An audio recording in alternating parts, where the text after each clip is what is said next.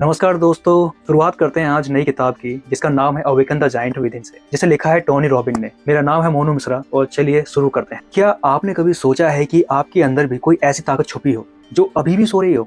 सोचिए जरा, हम सबके अंदर एक स्लीपिंग जायंट मौजूद है, एक पॉजिटिव एनर्जी का जायंट जो हमारे इनर वर्ल्ड में बहुत ही गहराई में सोया हुआ है। अब जरा गौर करिए, अगर यही जायंट जाग जाए तो क्या हम अपनी जिंदगी की हर प्रॉब्लम पूरी ताकत और कभी ना खत्म होने वाले पैशन के साथ टैकल नहीं कर सकते? लेकिन सच तो ये है कि ज्यादातर लोगों को ये पता ही नहीं होता, कम से कम तब तक तो बिल्कुल भी नहीं जब तक उन्होंने ये मार्वल्स बुक नहीं पढ़ी होती है। Awaken the giant with in, इस किताब में एंथनी रॉबर्ट ने ऐसी टेक्निक और रिलेवेंट एडवाइस दी है जो आपको सक्सेस और हैप्पीनेस की अपनी डीपेस्ट डिजायर तक पहुंचा सकती है। और इसी वजह से ना हमने पूरी कोशिश की है कि इस बुक की सबसे इम्पोर्टेंट और इसेंशियल आइडिया जो हैं आपके सामने आसान और रियल लाइफ की स्टोरी के साथ रख सकें। अब जरा ध्यान दीजिए कि एक्सपेक्टेशन और स्टैंडर्ड जो होते हैं ये दोनों बहुत ही ज्यादा पावरफुल टूल हैं जब इन्हें मोटिवेशन की तरह किसी गोल तक पहुंचने के लिए इस्तेमाल किया जाए। लेकिन समस्या तो जब आ जाती है जब ये बैलेंस से बाहर चले जाते हैं। स्टैंडर्ड इतने हाई होने चाहिए कि वो हमें चैलेंज कर सकें, हमें आगे बढ़ने के लिए मजबूर करें। लेकिन अगर स्टैंडर्ड्स बहुत ज्यादा परफेक्ट हो जाएं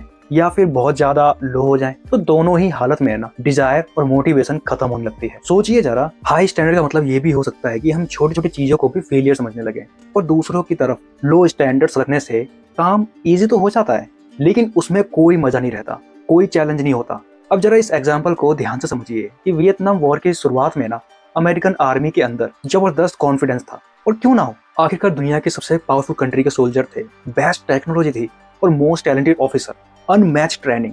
हार उनके लिए ऑप्शन ही नहीं था, इतना ज्यादा कॉन्फिडेंस था। उन्होंने अपने दुश्मन को कमजोर समझ लिया, ऑलमोस्ट सभी ह्यूमन लेवल तक। वियतकॉन्ग को वो दुश्मन के लायक ही नहीं मान रहे थे। वॉर शुरू होने से पहले ही उन्होंने इसे जीता हुआ मान लिया था। लेकिन यही ओवर कॉन्फिडेंस सबसे बड़ा नुकसान बन गया।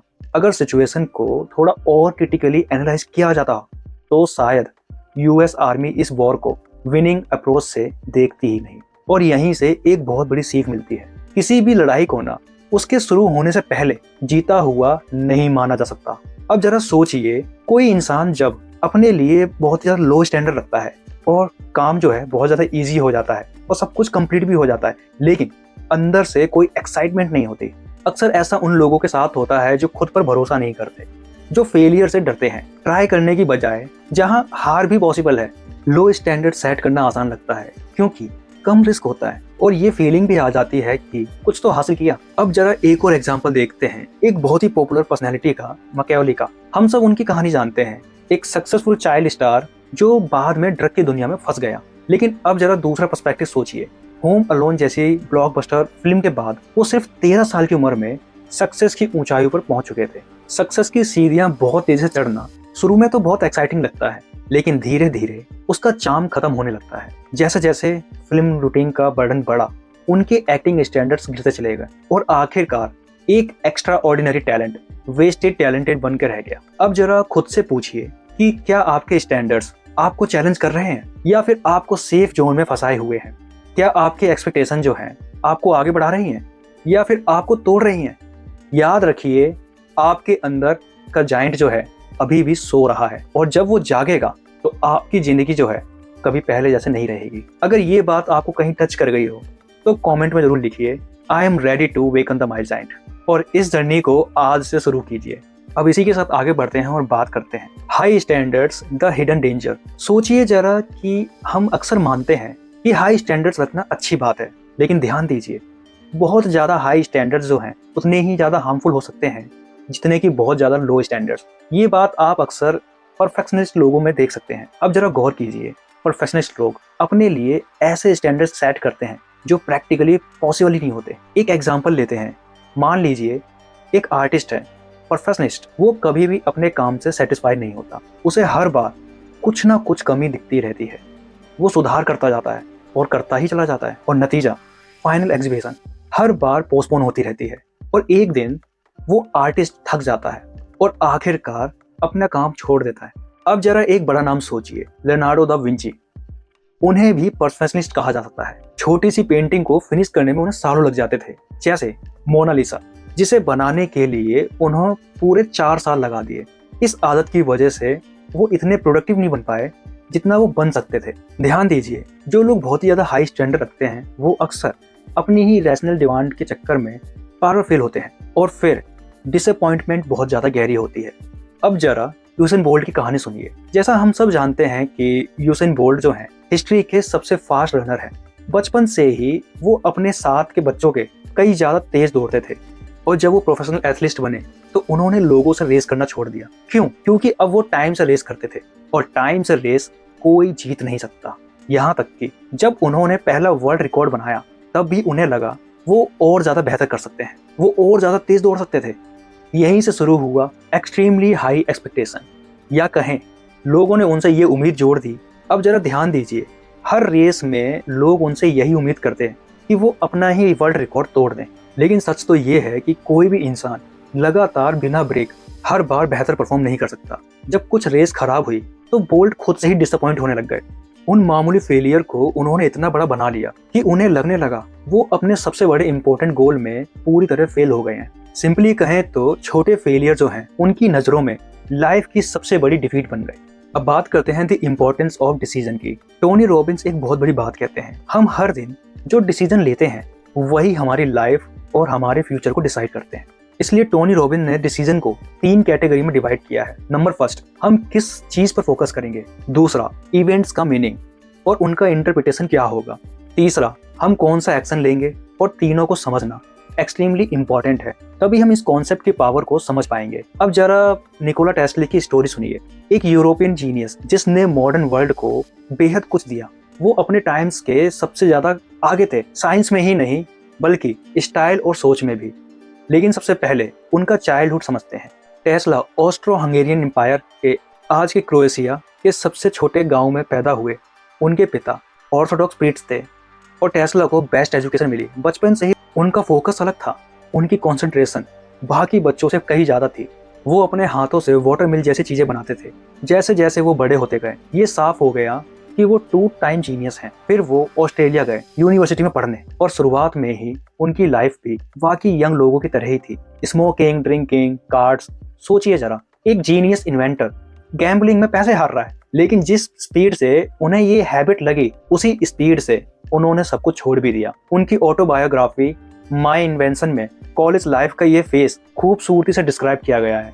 अगर जीनियस के अलावा टेस्ला की सबसे बड़ी स्ट्रेंथ देखें तो वो थी उनकी पावर ऑफ विल। अब जरा गौर कीजिए, टेस्ला सिर्फ एक चीज पे बहुत ज्यादा कंप्लीटली फोकस करते थे। जब वो काम पर लगते तो बाकी सारी चीजें निगलेक्ट कर देते थे। सुबह उठते ही काम शुरू, कम से कम 16 घंटे रोज काम। जैसे जैसे उम्र बढ़ती गई नींद और कम होती गई, वो काम में इतने ज्यादा डूब जाते थे कि स्लीप की भी परवाह नहीं करते थे। और सुनिए, टेस्ला वुमेन से दूर रहते थे। जहां उनके फ्रेंड्स और कलीग्स रिलेशनशिप में लगे हुए थे वहां टेस्ला जो है रोमांस से बहुत दूर भागते थे। ऐसा नहीं था कि उन्हें कोई प्रॉब्लम थी, बल्कि उन्हें लगता था कि प्यार और रोमांस उनके काम में इंटरफेयर करेगा। वो जानते थे कि 2 नामों के सहारे एक साथ पॉसिबल नहीं है, इसलिए उन्होंने साइंस को चुना। टेस्ला को पता था कि उन्हें क्या चाहिए और उसकी क्या प्राइस चुकानी होगी। उन्होंने क्लियर डिसीजन लिया कि वो किस चीज़ पर फोकस करेंगे। अब जरा खुद से पूछिए कि आप किस चीज़ पर फोकस कर रहे हैं और किस कीमत पर, कि आपके स्टैंडर्ड जो हैं आपको आगे बढ़ा रहे हैं या फिर आपको तोड़ रहे हैं। याद रखिए कि सही डिसीजन जो है यही आपके जायंट को जगाते हैं। अगर ये कहानी आपको सोचने पर मजबूर कर गई हो तो कमेंट में लिखिए I choose my focus wisely और आज से अपने डिसीजन को कंट्रोल करना शुरू करिए। चलिए अब इसी के साथ आगे बढ़ते हैं और बात करते हैं decisions about meaning and interpretation. सोचिए जरा कि आपने अपने थेरेपिस्ट को कई बार कहते हुए सुना होगा कि आप उस इंसान से नाराज नहीं हैं, आप उसके बिहेवियर को अपने पॉइंट ऑफ व्यू से देख रहे हैं। अब जरा गौर कीजिए, इस बात का असली मतलब क्या है। टोनी रॉबिन्स भी यही बात समझाते हैं जब वो कहते हैं इवेंट्स का मीनिंग और उनका इंटरप्रिटेशन जो है हम खुद ही डिसाइड करते हैं। ध्यान दीजिए, हम दुनिया को डायरेक्टली नहीं जानते, हम उसे इंटरप्रेट करते हैं। हर सिचुएशन में हमें डिसाइड करना पड़ता है कि कौन सा इंटरप्रिटेशन जो है सबसे ज्यादा रियलिस्टिक है। और सच तो ये है कि हम हर इवेंट का एक ऑल्टरनेटिव मीनिंग हमेशा पॉसिबल होता है, लेकिन रियल लाइफ में ये काम कैसे करता है। एक सिंपल एग्जांपल, चलो एक सिचुएशन लेते हैं। मान लीजिए कि आप किसी फ्रेंड पर बहुत ज्यादा गुस्सा हैं, वो लेट हो गया या फिर लास्ट मोमेंट पर प्लान चेंज कर दिया। अब आपका गुस्सा जस्टिफाई लगता है क्योंकि गलती जो है उसके बिहेवियर की है और सच भी है, उसे ऐसा नहीं करना चाहिए था। लेकिन ध्यान दीजिए, जिस मोमेंट आप ये डिसाइड कर लेते हैं कि आपके गुस्से की वजह आपके फ्रेंड का बिहेवियर है, उसी मोमेंट पर आप गलत हो जाते हैं। आप गुस्सा इसलिए हैं क्योंकि आपने उस बिहेवियर को अपने तरीके से इंटरप्रेट किया है। Same situation, different meaning. अब जरा डिटेल में देखिए। आपका फ्रेंड फिर लेट हो गया, आप बेचैन होकर इधर उधर घूम रहे हैं, बार बार घड़ी देख रहे हैं, टेंशन बढ़ रही है, आप मनी मन सोच रहे हैं इरिस्पॉन्सिबल है। आप ये भी डिसाइड कर चुके हैं कि उसके आते ही आप क्या क्या कहेंगे, और इससे गुस्सा और ज्यादा बढ़ जाता है। लेकिन अब जरा रुकिए, सोचिए जरा, क्या वो ट्रैफिक जाम में फंस गया हो, या फिर हाँ मुझे गुस्सा आ रहा है लेकिन मेरा दोस्त इतना बुरा भी नहीं है, उसमें अच्छी बातें भी हैं, वो हमेशा लेट नहीं होता, बस आज हो गया है। जब आप ऐसा सोचते हैं तो आप क्या कर रहे हैं? आप उसी इवेंट का एक हेल्थियर इंटरप्रिटेशन चुन रहे हैं, यानी कि आप सिचुएशन का दूसरा पहलू देखने की कोशिश कर रहे हैं। और यही एक पावरफुल स्किल है।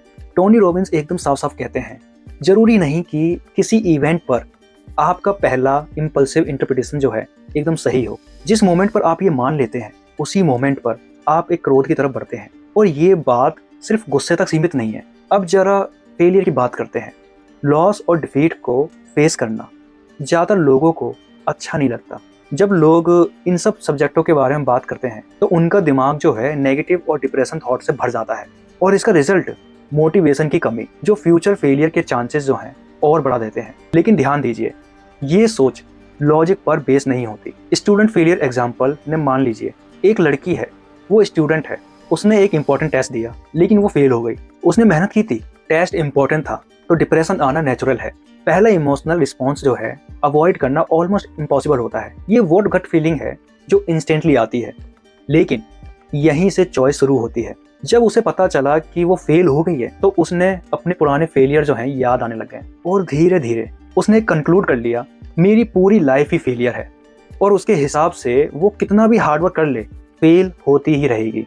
ये रिसेंट टेस्ट उसके लिए प्रूफ बन गया कि उसकी किस्मत में फेलियर लिखा है। लेकिन अब सबसे इंपॉर्टेंट पार्ट आता है, रोने धोने की बजाय अगर वो फ्यूचर के चांसेस के बारे में सोचे और खुद से कहे जो हुआ सो हुआ, ये टेस्ट अभी भी इंपॉर्टेंट है और मैं पहले से और ज़्यादा मेहनत करूंगा और पास होकर दिखाऊंगी।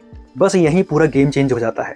इवेंट वही है, रिजल्ट वही है, लेकिन मीनिंग बदलते ही फ्यूचर बदलने लगता है। अब जरा खुद से पूछो, आप अपनी लाइफ के इवेंट को किस मीनिंग से देख रहे हो?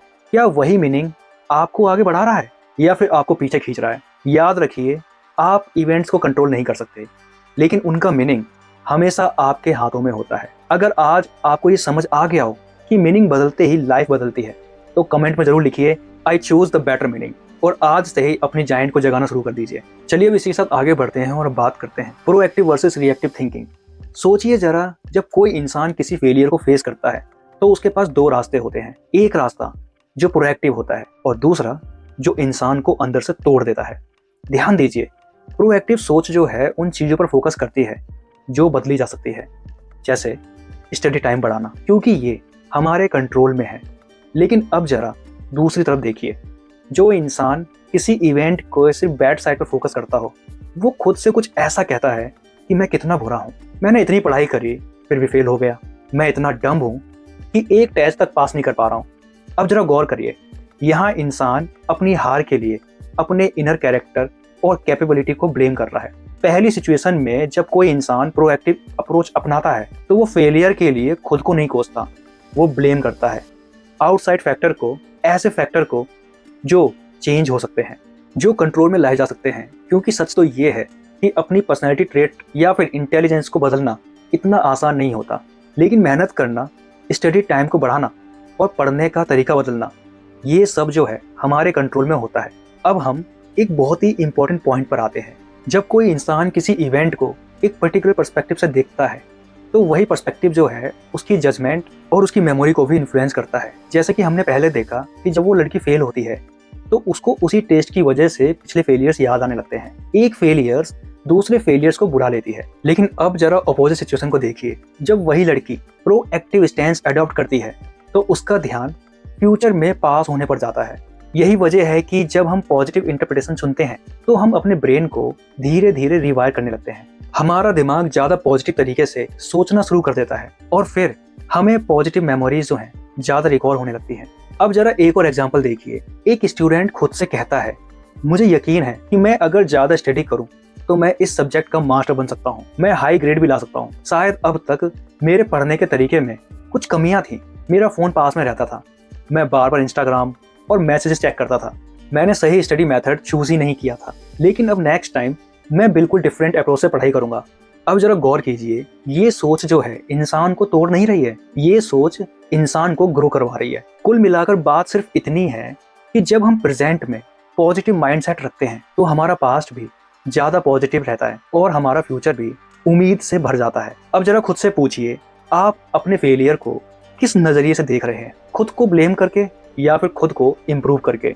याद रखिए, पर्सपेक्टिव बदलते ही पूरी डायरेक्शन बदल जाती है। अगर आप आज से ही रिएक्ट नहीं प्रोएक्टिव बनना चाहते हैं तो कमेंट में लिखिए आई चूज ग्रोथ और आज ही अपने अंदर के जाइंट को जगा दीजिए। चलिए अब इसी के साथ आगे बढ़ते हैं और अब बात करते हैं डिसीजन अबाउट रिएक्शन।